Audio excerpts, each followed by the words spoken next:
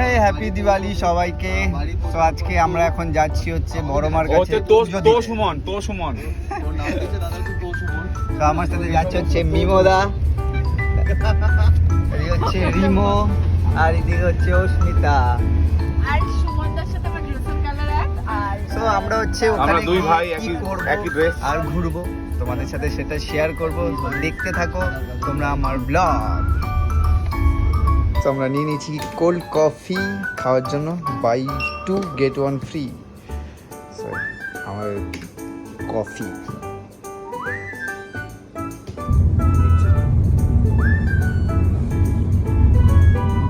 সব চালু থাকলে কি করে নেবে? এবার আমরা উঠে পড়েছি টোটোতে, আর এদিকে জায়গা হচ্ছিল না তাই আমি সামনে। এত রোদ, সবাই ভয় পাচ্ছে রোদের জন্য যে আমাদের মুখের অবস্থা কি হবে, আদৌ সানস্ক্রিন কাজ করবে কি করবে না।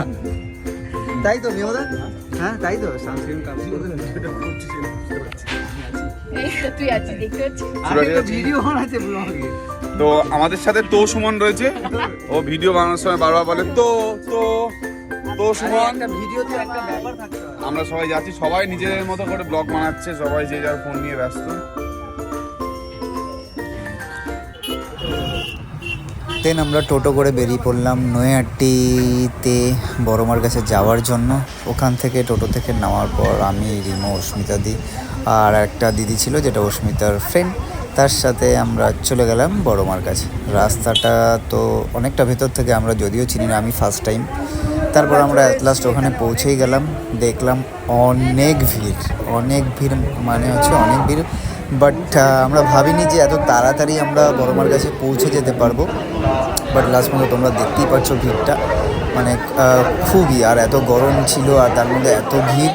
বাট তাও কষ্ট হচ্ছিল না, কারণ বড়মার কাছে যেতে হবে। এটা যদিও বড়মার নয়, এরপরেই আসবে। আমরা বড়মার কাছে পৌঁছে তোমরা দেখতে পাচ্ছ অলরেডি চলেই এসেছি সামনে একদমই।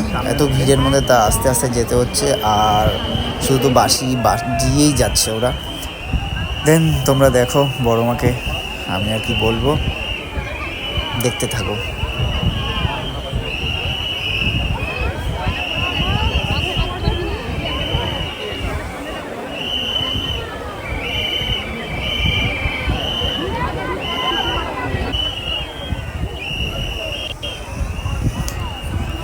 দেন আমরা এখান থেকে চলে গেলাম নৈহাটির সব থেকে বড় কালী ঠাকুরকে দেখতে। খুবই সুন্দর ছিল, আর এই ঠাকুরটা দেখো তো খুবই সুন্দর, এর ভেতরটাও অসাধারণ।